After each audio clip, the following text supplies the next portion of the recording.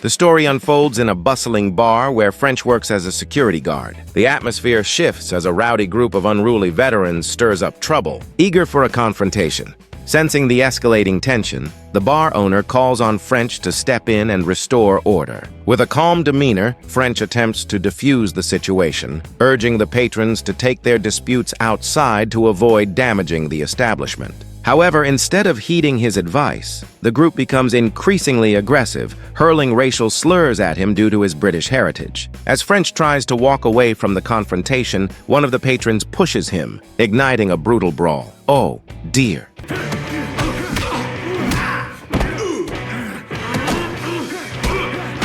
Once the chaos subsides, French notices his old friend.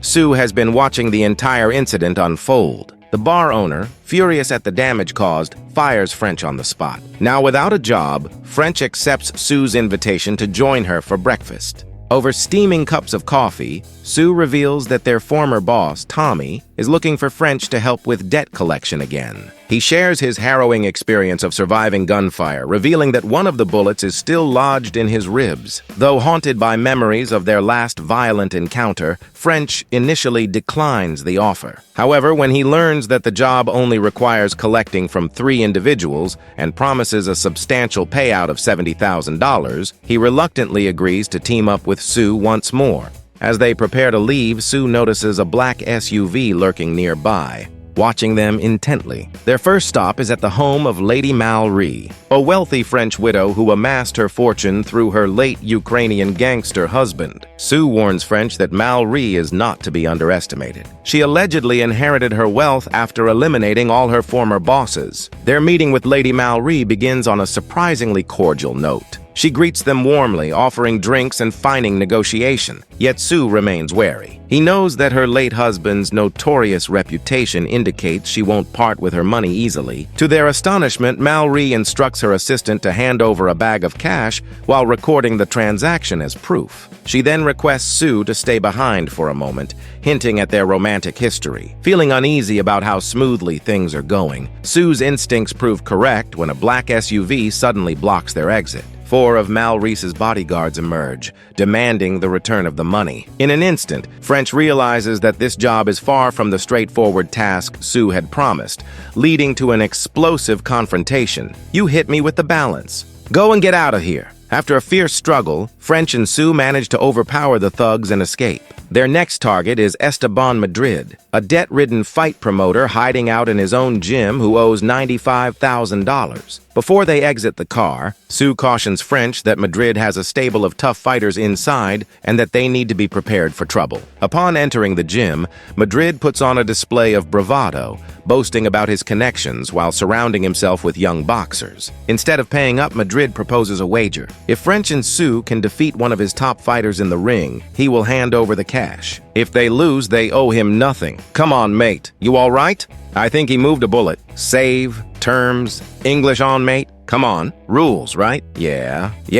Well, what the fueled by rage, Madrid brandishes a gun. But Sue, shaken yet resolute, manages to disarm him and compel him to surrender the cash. With the second payment secured, they hastily exit the gym, narrowly escaping the wrath of the furious fighters. However, a sense of unease lingers within French. Each job seems to spiral further into chaos, and the haunting memories of their last assignment for Tommy, one that ended in bloodshed and bullet wounds, weigh heavily on his mind. The final debt they face is the most perilous, a staggering $255,000 owed by a notorious crime boss named Skinner, known for his refusal to pay. Sue attempts to reassure French, but they both understand that this endeavor is unlikely to go smoothly. Yet again, a sleek black SUV pulls up outside. 2 men emerge and approach their table with purpose. When they call out French's name, a chill runs down his spine. They reference his previous job with Sue, the one that left them both riddled with bullets, suggesting they've been monitoring their every move.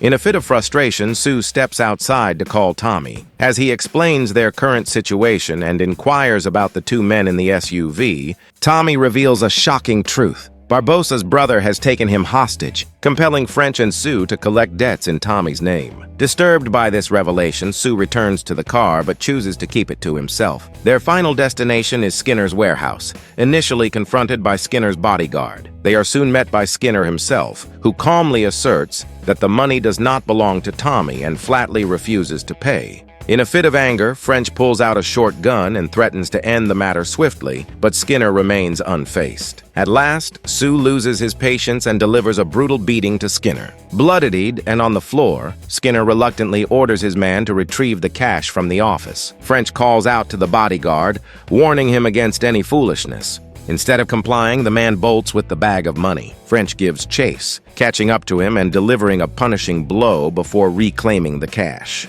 Yet, French is weary of this cycle of violence. He suggests that they split the collections and part ways. At that moment, Sue finally reveals the full truth. Tommy is being held hostage by Barbossa's brother. Enraged by this betrayal, realizing Barbossa orchestrated the ambush that nearly cost them their lives, French adamantly refuses to rescue Tommy and insists on keeping the money for himself. Sue stands in his way. If French wants the cash, he will have to fight him for it. Come on. Sorry. Tommy off, mate. Frenchie, come on. Are you telling me that you're going to risk your life for this guy? Come with the back. Make me peace. I didn't mean to, brother. Okay, give me the back. I'm not giving you the stop. I'm taking that back soon. Remember that little conversation we had about MMA versus boxing? Going to kick me. Come on, Nathan. Come on. Meanwhile, the two men from the SUV observe from a distance and report back to Barbossa's brother, who orders them to eliminate both man and seize the money. Just as they prepare to pull the trigger, Sue turns the tables on them, disarming them and gunning them down. Recognizing the depth of their predicament, French finally concedes. He leaves Sue with the money while he chooses to confront Barbossa's brother directly in exchange for Tommy's life. However, betrayal awaits. Barbossa's brother tortures Sue with electricity. Determined to save his friend, French returns with Mal Reese's men.